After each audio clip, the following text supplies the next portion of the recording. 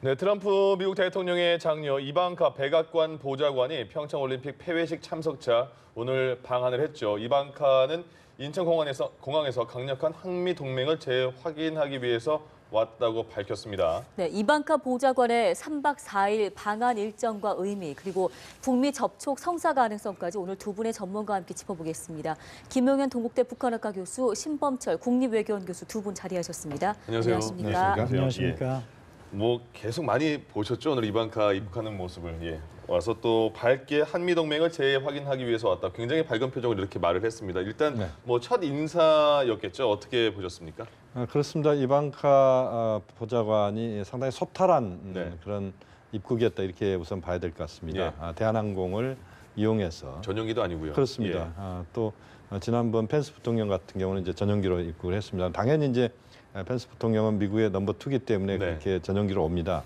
근데 이방카 보좌관 같은 경우는 오히려 그렇게 화려하게 오는 것이 구설에도 오를 수도 있을 수도 있는 이런 것까지 고려해서 굉장히 신선하게 또 한국에 왔다 우선 이렇게 봐야 될 것 같고요. 몇 가지 이야기를 했습니다. 오면서 한미 동맹을 재확인하는 또 한미 동맹의 그런 성공적인 현재까지 진행 과정에 대한 그런 여러 가지 것들 좀 보겠다 이런 취지의 이야기를 했고요. 결국 이것은 지금의 한반도 정세를 풀어가는 데 있어서 한미 관계의 어떤 중요성 또 한미 간의 충분한 협의에 의한 남북 관계 또 북핵 문제에 대한 개선 이런 것들을 적극적으로 이야기하겠다 이런 차원에서 이야기이다 이렇게 봐야 될 것 같고요. 두 번째는 환대에 감사하면서 멋진 날들을 기대한다. 결국 어쨌든 미국 쪽에 지금 선수들의 선전하는 그런 모습들을 응원하는 그런 측면도 분명히 또 하나의 목적으로 뒀고 또 그런 과정에서 어쨌든 가장 중요한 것은 이방카 보좌관이 한국에 와서 가장 중요한 대상인 문재인 대통령과 북핵 문제 또는 남관계 문제를 이야기를 하고 또 전체적으로 평창까지 가는 일련의 과정들 속에서 북미 접촉이 있으면 좋겠습니다만 이런 것까지 포함해서 모든 것들을 보고 듣고 말하고 그것을 갖고 가서 트럼프 대통령에게 그대로 이야기할 수 있는 아주 직보를 할 수 있는 가장 중요한 인물이다. 이런 점에서 이번 이방카 보좌관의 방한 일정은 매우 주목할 만한 그런 일정이다 이렇게 봐야 됩니다. 오늘부터 이제 3박 4일간 머무르게 되는데요. 내일 평창 방문을 시작으로 앞으로 어떤 일정들이 예정돼 있나요? 뭐 오늘은 문재인 대통령과 이렇게 만찬을 하는 거고요. 내일은 평창을 방문해서 미국 팀을 응원한다고 합니다. 그리고 일요일에는 폐막식에 참석하고 월요일 날 돌아가는 일정인데요. 뭐 기본적으로 앞서 김용현 교수님께서도 말씀해 주셨지만 폐막식 참석이 거기에 대한 친선 사절로 온 것이 주 목적이고 그 과정에서 자기가 미국인이니까 미국 팀을 응원하면서 또 미국 국내 정치적인 측면을 고려하겠죠. 그리고 또 한미 동맹을 튼튼히 하려는 그런 메시지를 갖다가 보여주려고 한다고 생각합니다. 이번에 지금 이제 이방카 보좌관의 일정을 보면 아마 오늘 만찬이 끝나면 바로 강릉으로 이동을 하는 걸로 알려지고 있습니다. 오늘 바로 가는군요. 그렇습니다. 그래서 내일부터 그 일정을 이제 평창 일정을 한 이틀 정도 보낼 것 같은데요. 강경화 외무장관이 우리 외교부 장관이 같이 동행하면서 물론 이제 뭐 전체를 동행하는 건 아닙니다만 상당 부분 동행하면서 이제 응원이나 또는 여러 가지 대화를 나누는 시간들 이게 굉장히 중요한 것 같습니다. 그런 시간을 갖고 아마 또 가능하다면 우리가 지금 예상은 됩니다만 김정숙 여사께서 직접 이방카 보좌관과 한두 경기 정도는 아마 관람을 할 가능성도 있다. 그런 부분도 우리가 한번 주목을 해야 될 것 같고요. 또 보면 이제 그 폐막식에서 문재인 대통령과 또 다시 만나게 되겠죠. 그러면서 또 거기에서 북측의 그 김영철 부위원장, 김영철 부장이 또 폐막식에 참석을 하는 걸로 돼 있기 때문에 거기에서 이제 조우의 가능성도 있고 마지막 날 26일 날 이제 귀국을 하게 되는데 아마 26일 날 오전까지 그러니까 25일 오후부터 26일 날 오전까지가 우리가 매우 중요하게 귀 기울여서 또는 눈여겨서 보는 북미 접촉의 가능성 이런 부분도 우리가 주목을 해야 될 것 같습니다. 그렇군요. 3박 4일 일정을 쭉 따라가 봤습니다. 자, 그리고 이방카 보좌관이 오면서 이제 지금 만찬이 진행 중이라고 하잖아요. 그런데 만찬 장소에 대해서도 얘기가 나오는 게 김여정 제1부부장은 지난번에 왔을 때 문재인 대통령과 오찬해서 그 본관에 있는 충무실이라는 곳에서 오찬을 했고요. 근데 이방카 보좌관은 상춘제에서 합니다. 그리고 뭐 최고의 예우를 하겠다 이런 말도 나오면서 또 이방카 보좌관이 이제 유대교력 종교를 바꾸면서 식단도 굉장히 신경을 썼고 뭐 하우스 콘서트도 있고 굉장히 예우를 잘해준다 이런 느낌을 받고 있는데요. 어떻습니까? 예, 뭐 상당한 예우를 해주고 있다고 생각합니다. 예. 그러니까 김여정 부부장과 비교를 한다면 오찬보다는 만찬이 더 예우를 베푸는 겁니다. 네. 그리고 청와대 내에서 오찬을 하는 것은 어떻게 보면은 실무 오찬이라고 그래서 그 의미가 작지만 상춘제 같이 특별히 만찬을 하는 거는 국빈급에 해당하는 경우에 우리가 대우를 해주는 거고요. 네. 그런 차원에서는 뭐 여러 가지 말씀하신 것처럼 음식도 그렇고 최고의 예우를 해주고 있다 그렇게 생각합니다. 예. 장소도 장소지만 이제 이 자리에서 어떤 이야기가 오가고 있을까가 또 관심 네. 집중되는 거 아니겠습니까?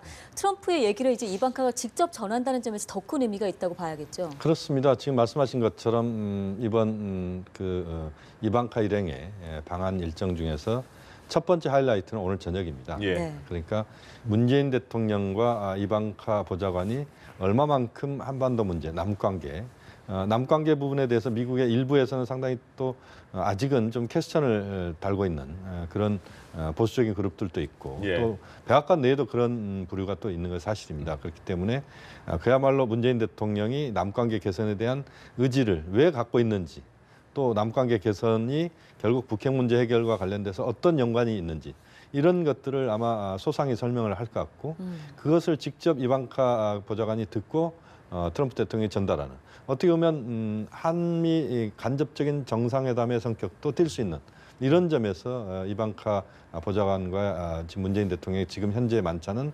상당히 의미 있는 중요한 만찬이다 이렇게 봐야 될 것 같고요. 예. 네. 지금 장소가 상춘제입니다. 상춘제는 웬만한 국빈이 와도 상춘제를 개방하지 않습니다. 네.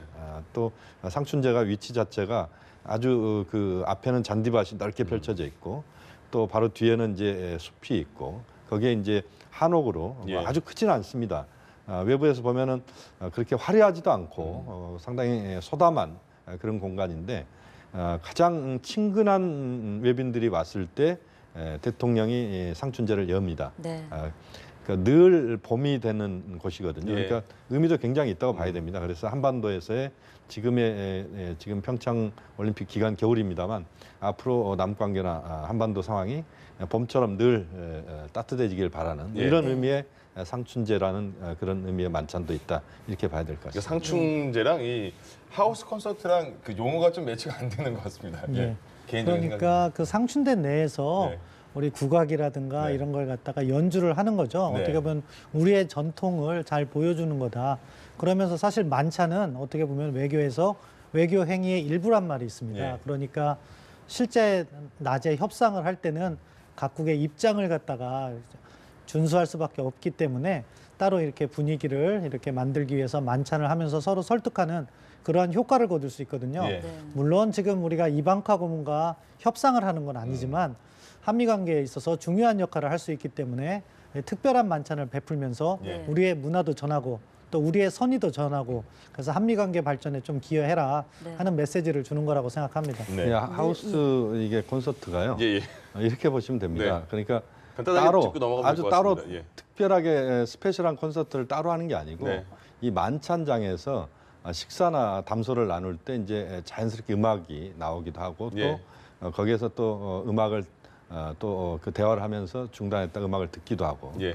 그래서 지금 신 교수님 말씀하신 것처럼 우리의 전통 민요나 이런 것들도 이제 연주가 되고 또 미국의 또 아주 일반화된 노래들 있지 않습니까? 예를 들어서 뭐 매기의 추억이나 예. 우리가 잘 아는 뭐 지금 젊은 사람들은 잘 모를 수도 있겠습니다만 아무래도 옛날에 금잔디 동산에 그렇습니다. 그거니까, 예. 뭐 그런 노래나 또는 또 클레멘타인이나 예. 클레멘타인 잘 모르시죠? 클레멘타인도 알죠. 알고 아시는 있습니다. 예. 예.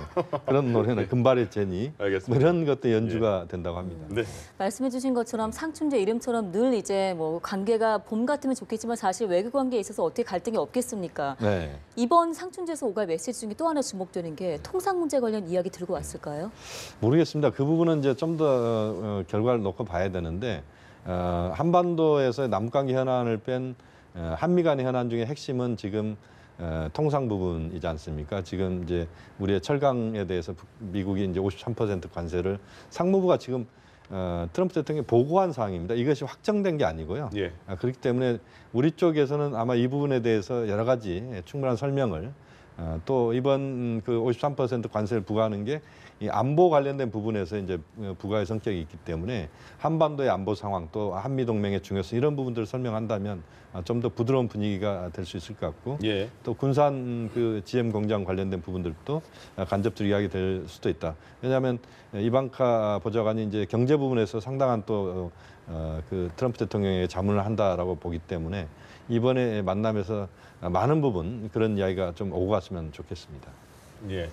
자, 그리고 지금 만찬장에서 나온 대화가 조금씩 나오고 있습니다. 이방카 보좌관이 문재인 대통령과의 자리에서 대북 압박 의지를 다시 한번 이렇게 강하게 어필했다 이렇게 나오거든요. 이 메시지를 만찬장에서 언급한 의도를 저희가 파악할 수 있을까요? 기본적으로 이방카는 미국의 대북 정책을 뭐 새롭게 조정한다기보다는 기존 입장을 전달하는 역할을 할 거라고 생각합니다. 네. 그러니까 대통령께서 남북 대화 지지에 감사한다. 예. 뭐 미북 대화라든가 이런 말씀을 하시면은 그런 부분은 우리도 동의하는데 그러면서도 우리는 압박을 해서 비핵화를 이끌어내겠다. 그게 지금 미국 행정부의 기조이기 때문에 예. 그런 부분을 이야기한 거라고 생각합니다. 일단 저희가 예측 가능한 그런 메시지를 계속 전하고 있는 그런 상황인 것 같습니다. 그 속보 자막이 계속 나오면 저희가 거기에 대한 질문도 드릴 텐데요, 교수님.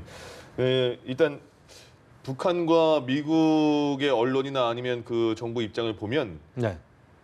이번 그 폐회식에서는 절대 북미 간의 접촉은 없을 것이다 이렇게 강하게 말을 하고 있지 않습니까? 네네. 그런데 우리 중재를 해야 되는 우리 정부 입장에서는 그 만남이 있으면 조금 더 분위기가 좋을 것 같다는 생각이 드는데 네네. 어떨 것 같습니까? 그 교차하는 지점이 25일을 기준으로 해서 약간의 시간이 있는 것 같은데 북미 접촉이 그러니까 어떻게 북미 이루어질 수 있을까요? 접촉의 이제 시간을 보면 25일 오후 정도부터 네.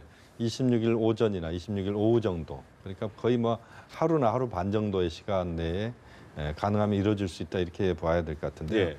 우리가 이제 한 두 가지를 주목을 해야 됩니다. 하나는 이제 지금 이제 그 앨리슨 후커라는 사람이 네. 여성입니다. 예. 그 이방카 보좌관을 이제 수행해서 온 사람인데 네. 이 사람이 어떤 사람이냐면 백악관에서 한반도 문제를 실무적으로 가장 책임지는 사람입니다. 오바마 정부 시절에도 있었죠. 그렇습니다. 예. 오바마 정부에도 있었고 워낙 또 한반도의 전문가이기 때문에 이 사람이 트럼프 정부에서도 남는 굉장히 이례적인 거거든요. 네. 왜냐하면 민주당 정권에서 공화당 정권, 우리도 보면은 정권 교체 완전히 여야 정권 교체가 됐는데도 그런 어떤 실무 핵심 인사가 남았다는 것은 굉장한 전문가다 이렇게 봐야 그렇습니다. 되는데 예.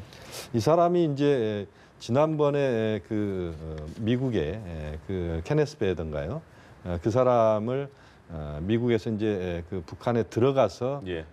데리고 나오는 그런 협상을 했는데 그때 미국 쪽 협상 대표가 김영철이었고요. 미국 쪽은 앨리슨 미국 쪽은, 후커였고요. 예, 예. 북한 쪽에서는 김영철 지금 부장이 담당을 했습니다. 네. 그 이야기는 뭐냐면 후커와 앨리슨 그러니까 후커와 그다음에 김영철 부장이 구면이라는 만났었다. 그렇습니다. 2014년이군요. 그렇습니다. 2014년입니다. 이제 이런 것들이 물론 이제 이것이 꼭 바로 그렇다고 해서 만날 수 있느냐의 여부는 좀 우리가 또 미리 예단할 필요는 없겠습니다만 어쨌든 그런 만남의 가능성들도 우리가 열어놓을 수 있다. 그래서 좀 더 이제 주목할 부분은 지금 이방카 보좌관이 만찬장에서는 그렇게 북한에 대해서 단호한 입장들을 표명을 했습니다만 그러나 그것은 이제 공식적으로 드러나는 것이고 네. 지난번에도 보면은 펜스 부통령 왔을 때 그렇게 서로 간에 앙숙처럼 그렇게 북미가 이야기를 했지만 만나려고 했던 것은 사실이거든요. 그러게요. 그렇게 본다면 이번에도 이제 그렇게 공식적인 이야기는 그렇게 나온다고 하더라도 어쨌든 이번에 이방카 보좌관이 직접 만나기는 어렵다고 하더라도 네. 후커 같은 사람이 북측의 실무자들, 뭐 김영철을 만나지 않는다고 하더라도 이렇게 만나면서 서로 간의 어떤 입장들을 이야기하는 그런 어떻게 보면 탐색적인 대화인데 이런 것들은 저는 상당히 의미가 있을 것 같고 또 그런 것들을 위해서 우리 정부가 좀 역할을 하는 것은 저는 매우 중요하다고 봅니다. 그렇군요. 네. 예. 북한이 이제 그러니까 어제 갑자기 고위급 대표를 파견하기로 통보를 한 거잖아요. 이 인물 지금 김영철에 대한 얘기가 저희 앞서 리포트를 통해서 살펴봤지만 미국과 우리나라에서도 지금 제재 대상이기 때문에 방남하는 것과 관련해서 지금 뭐 정치권을 비롯해서 여러 가지 논란의 목소리가 나오고 있는 것 같습니다. 어떻게 보십니까? 두 가지 측면이 있다고 생각합니다. 먼저 긍정적인 측면을 먼저 말씀드린다면은 현재 북측에서 대남 문제, 남북 관계를 담당하고 있는 인물입니다. 그 실무 총책이기 때문에 당연히 그 인물을 내려보내는 거죠. 근데 이제 부정적 시각은 과연 그럼에도 불구하고 뭐 최룡해라든가 다른 선택지가 있음에도 불구하고 김영철을 보내는 이유는 제재 대상인데 지금 북한을 보면은 만경봉호 보냈죠. 그리고 김영남 올 때 최희 체육지도위원회 위원장 유엔 제재 대상인데도 보냈죠. 네. 또 김영철도 보내는 것이 과연 진정성 있는 태도인가 하는 의심을 가질 만한 그런 여지도 있다고 생각합니다. 예. 그리고 특히 김영철 같은 경우에는 천안함 문제로 인해서 부정적인 이미지도 있는데 결국엔 그런 것 같습니다. 이것을 갖다 우리가 어떻게 지속 가능한 평화를 만들어내느냐 예. 그 성과로서 이 과정이 평가받을 수 있겠다 그런 생각을 해봅니다. 그렇군요. 김 교수님은 어떤 생각이십니까? 이것도 역시 이제 저는 신 교수님 말씀에 상당 부분 동의를 하면서 네. 보다 중요한 부분은 김영철이 왜 김영철일 수밖에 없느냐라고 하는 예. 부분입니다. 지금 이제 최룡해 부위원장 이야기를 했지만 최룡해 부위원장은 그동안 급이 상당히 높아졌습니다. 그러니까 북한에서 2인자입니다. 예. 실질적 2인자라고 봐야 되는데 그런 2인자가 개막식에서 김여정이 안 왔다면 아마 최룡해가 오는 게 맞았을 겁니다. 근데 김여정 부부장이 온 상태에서 최룡해 부위원장이 폐막식에 오는 것은 북한으로서는 부담이 됐을 겁니다. 왜냐하면 예. 북미 간에 상당한 좀 대화에 뭔가 분위기가 좋았다면 전 최룡해 부위원장이 올 수도 있다고 봅니다. 그런데 지금 현재 상태는 그 정도 상황은 아니고 아직 네. 북미 관계는 덜 무르익었기 때문에 그런 차원에서 본다면 김영철 부장은 김정은 위원장의 대남 정책, 남관계 정책 이 부분에 대해서 가장 중요한 참모입니다. 예. 다시 말씀드리면 북한의 정치국원이고 또 당 부위원장이고 통전부장이고 북한의 당내 서열에서 한 15위권 안에 드는 굉장히 중요한 사람입니다. 네. 북한에서는. 그런 인물이 온다는 것은 결국 북한의 김정은 위원장의 직접 지시를 받고 이번 방남 과정에서 상당히 자신이 현장에서 판단해서 여러 가지 것들을 조치를 취할 수 있는 인물이다. 예. 그렇게 보면 우리가 지금 특사를 북측으로 파견해야 된다는 이야기들이 많이 나왔었습니다. 북한에 보냈기 때문에 예. 그런 부분들에 대해서 우리가 파견하지 않은 상태에서도 파견한 효과를 김영철의 방남을 통해서 우리가 확인할 수 있다. 이런 점에서 김영철 방남을 우리가 주목을 해야 될 것 같고 예. 그런 또 하나의 측면은 아까 말씀드린 것처럼 후커와 김영철의 만남이 있었다라고 하는 것들입니다. 네. 그래서 좀 더 북미 관계 또 한반도의 정세를 풀어가는 데 있어서 또 남관계를 개선하는 데 있어서 북측의 대표단이 와서 1cm라도 1mm라도 더 진전시킬 수 있다라면 네. 그것은 과거보다는 현재와 미래를 우리가 좀 더 놓고 접근하는 것이 매우 중요하다. 저는 그렇게 봅니다. 예. 정세현 전 통일부 장관도 이 김영철을 보낸 거에 대해서 회담의 조정자고 최종 정책 결정자를 보냈기 때문에 남북 관계를 좀 더 적극적으로 해소하기 위한 그런 의미다라고 풀이를 해줬습니다. 근데 국정원 같은 경우에는 일단 김영철이 천안함 사건의 주범이다까지는 확인되지 않았다 이렇게 밝혀 있는 상황이잖아요. 그래서 대승적인 차원에서 이해를 해달라 이렇게 주문을 한 것 같습니다. 알겠습니다. 이 부분 여기까지 해서 좀 다음 질문으로 넘어가죠. 네, 알겠습니다. 김영철이 그럼 이제 오게 됐을 때 김여정은 이제 뭔가 이제 들고 나오지 않았습니까? 그렇죠. 서류처를 들고 네. 나왔는데 과연 김영철이 올 때는 어떤 메시지를 무엇을 들고 올지 어떻게 예상하세요? 지금 이제 지난번에 김여정 부부장은 그 서류 가방 속에 그 파일처를 갖고 왔고 예. 그 예. 안에는 김정은 위원장의 친서가 있었습니다. 네. 이번에도 이제 친서가 있을 가능성도 있다라고는 봅니다만 지난번에 친서가 있었기 때문에 그렇게 도드라진 그런 그 친서의 성격보다는 한 두세 가지를 생각해 볼 수 있을 것 같습니다. 하나는 남관계 차원에서는 뭔가 남관계의 개선에 속도를 좀 내야 된다. 지난번에 이제 정상회담 제안을 했기 때문에 북한으로서 남관계 개선에 대한 의지를 좀 실질적으로 표현할 수 있는 것들. 그래서 우리 쪽의 정상회담에 대해서 다시 한번 촉구를 하는 부분도 있을 수가 있을 것 같고요. 또 하나는 이산가족 상봉 문제와 같은 인도적인 부분에서 북측이 지난번에는 상당히 또 브레이크를 건 부분들이 있었습니다. 여정업원 문제. 네. 그 때문에 이제 브레이크를 걸었는데 이번에는 조금은 유연성을 발휘할 수도 있다. 왜냐하면 우리 입장에서 남관계 개선이 매우 중요하고 또 그것이 뭔가 힘이 되어야 북미 관계 쪽으로도 발전시킬 수 있다라고 하는 우리 입장들을 충분히 설명한다면 이산가족 상봉 문제에 대한 이야기들은 좀 어느 정도 좀 언급이 될 수 있을 것 같고요. 예. 또 하나의 측면은 이제 김영철 지금 부장은 김정은 위원장이 매우 중요한 측근입니다. 그렇기 때문에 이번에 내려와서 우리 입장에서는 아마 북한의 7차 핵실험이나 ICBM급 미사일 발사에 대해서 자제 요청을 다시 말씀드리면 평창 이후가 우리는 늘 불안한 거 아니겠습니까? 네. 그래서 평창 이후에 상황이 악화되지 않도록 오히려 평창 이후가 북한이 도발을 하지 않음으로써 뭔가 남관계 개선이나 북핵 문제 진전의 어떤 씨앗이 될 수 있도록 예. 이런 부분에서 우리의 주문이 있을 것이고 아마 지금 김영철 부장 일행에서의 입장은 아마 한미 군사훈련과 관련된 부분에서 네. 좀 더 한미 군사훈련을 전략 무기 어떤 전진 배치, 전략 무기의 군사훈련에서의 참가랄지 이런 부분들을 하지 않도록 요구하는 뭐 이런 정도. 그런 정도까지 이야기들은 나올 수 있다. 또 북미 접촉과 관련된 부분은 예. 뭐 직접 이야기되기는 쉽지 않겠습니다만 그러나 북미 관계 개선이랄지 이런 부분들에 대해서도 북측의 어떤 의중도 간접적으로 표출할 수 있는 이런 정도가 중요한 내용이 될 것 같습니다. 그렇군요. 평창 동계올림픽이 시작하기 전에는 굉장히 북한의 도발 가능성에 대해서 우려가 굉장히 많았었는데 이제 평창 동계올림픽을 계기로 해서 남북의 분위기가 굉장히 많이 바뀌었습니다. 그리고 오늘 보니까 이제 북한이 25일 날 대표단이 와서 27일 날 가지 않습니까? 근데 27일 날 또 지난달에 실무회담에서 합의했던 그 동계 패럴림픽에 북한이 참여할 것이다. 그래서 회담을 갖겠다. 27일로 날짜가 잡혔네요. 판문점에서. 예, 뭐 아주 긍정적인 신호라고 생각합니다. 네. 3월 초부터 패럴림픽이 시작되고 예. 그러니까 평창 올림픽 기간이라는 건 사실 2월 초부터 3월 말까지라고 생각합니다. 예. 그래서 3월 18일 날 끝나면은 그 다음 일주일 동안까지는 사실 평창 평화의 기간인 거죠. 그때 가능하면 우리는 북한을 보다 적극적으로 설득해서 예. 남북 관계의 보다 지속 가능한 발전과 또한 북미 관계의 진전 이런 부분에 있어서 우리가 정책적인 노력을 강화해야 된다 그렇게 생각합니다. 그런 예. 의미에서 김영철 방한에 대해서도 우리가 보다 적극적인 메시지를 전해야 되고 그 부분에 있어서는 김용현 교수님의 말씀에 전적으로 동의합니다. 예. 그리고 이제 뭐 패럴림픽 사전 준비는 사실 실무적인 차원에서 우리도 국장급이 가지만 잘 진행될 거라고 생각합니다. 네. 그리고 그 기간 동안에 우리는 북한을 설득해야 되는 과제가 있는 거죠. 김영철을 통해서 설득이 되면 최상이겠고 안 될 경우에는 특사를 파견해서 또 노력을 하고 끊임없이 노력해서 사실 4월에 예정된 연합군사훈련 이전에 무언가 조그마한 북한의 이런 대화 복귀의 징후라도 우리가 만들어낼 수 있다면 예. 성공적이다 이렇게 평가할 수 있겠습니다. 그렇군요. 예, 오늘 상춘제에서 조금 전에 있었던 만찬에서 문재인 대통령의 인사말을 들었습니다. 이거는 저희가 바로 이제 기자 리포팅으로 전해드리도록 하고요. 두 분과의 대담은 여기서 마무리 짓도록 하겠습니다. 네.